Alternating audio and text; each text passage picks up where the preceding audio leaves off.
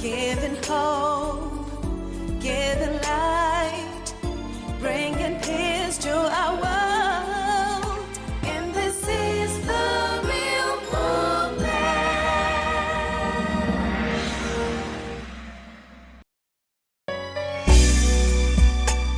Today we'll be talking about priorities. Priorities, what really matters. Priorities. And I'd like us to look at a story from the Bible. It's from Luke chapter 10. From Luke chapter 10, verses 38 to 42. It says, "Now it happened that as they went, they entered a certain village, and a certain woman named Martha welcomed him into her house. She had a sister called Mary, who sat at Jesus' feet and heard his word. But Martha was distracted with much serving. And she approached him and said, 'Lord, do you not care that my sister has left me to serve alone? Therefore, tell her to help me.'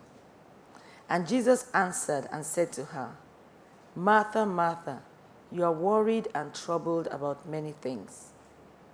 But one thing is needed, and Mary has chosen that good part, which will not be taken away from her.'" Relationship with God should come first. Our time with him is not time wasted. Time with him enriches our lives. Time with God is foundational for anything that we would do in life. That as a matter of fact, if we spend time with God, every other area of our life that seems to be out of place would begin to take shape. Jesus said to Martha, Martha was, busy. She was not just busy, but she was distracted with much serving. Nothing wrong in serving, but the Bible says here that she was distracted. She was distracted and she was troubled. We shouldn't be too busy with life that we relegate God to the bottom of our list. Oftentimes we have a to-do list, we have a plan of what we want to do each day, and some people don't even have a plan. They don't have any list at all of what they want to do, each day or each week or, each month or year for that matter. So we encourage you to have a list, we encourage you to have a plan, write some things down. And when you make that list, try to, do it in order of priority. Look at what's most important. Do what's most important first. So if you don't even have a list, that means that just from the top of your head, it's whatever comes to you that you do. But many times, you might have a to-do list. Maybe you have 10 things to do in a day.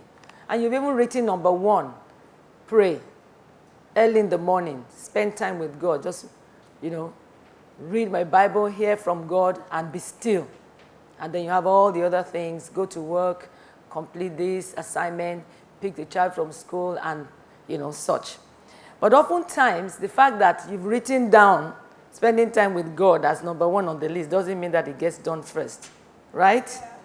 So it's the action, the to-do list is about the action. It's about what you do first, not just what you have written. The Lord visited her house. It was right there in her house. And if the Lord visited you in your house right now, what will you do? Think about it. What would you do? You could do so many things. But Jesus said, Mary chose to spend time. Mary chose to sit down, to be still, and to hear God. And he said, Martha, you are worried and troubled about many things. She was worried because she took on assignments that she couldn't really complete alone. Or she thought that she had to, do what were people's expectations first. What she thought was expected of her. She didn't have the accurate judgment of what should be done first, what should be done, second, third, or what should be done last. And so she felt she was right. And many times we feel so right about all the very legitimate things that we want to do or that we have placed above other things. But we have to put God first because he's the author and finisher of our faith. I have 3 very active children. it's difficult to get them to bed on time. Most times I'm worn out and not able to wake up early enough for my quiet time. Once the day starts, it's hard for me to settle down to pray and study. I need a practical guide on how to handle this. Who wants to go first? Okay, let me start out, and if you have anything to. Well, it's understandable. Having 3 active children, not just 3 children. They're active, so I can imagine the scenario. They don't want to go to bed. Of course, depending on their age, as they begin to grow, if they're 3 years old, it must be handled differently from if they're 6 years old, or 8, or 10, you see. From an early age, you begin to develop the habit of speaking to them, making them understand, speak to them in a firm but loving tone, so that you end up not shouting, because I find that a lot of mothers, some mothers are being worn out. They are being, how do I put it? Their children run them tired. Yes, we know that when children are young, you have to spend a lot of time trying to get them organized and all that. But really, I think it shouldn't be to the point where your life is totally out of balance, because this person has not said that they are triplets. So if there are 3 active children, except if you had your children just a year apart, so could they be 6, 5, and 4? Or did you space them out enough? And you space them out enough, the older one should at least be able. So you have to begin to put in some discipline, so that bedtime is not a drain, is not a chore. Bedtime should be interesting. Of course, depending on the child, but one of the things we did for our children as they were growing up was to read to them. You have to make your children love books. Get something that would arrest their attention. Get a good book and say, okay, it's bedtime. Read to them. That's where you put your effort. Calm them down so they are learning, and at the end of the day, they sleep off. You must find a way, to get around the going to bed issue. Now, apart from that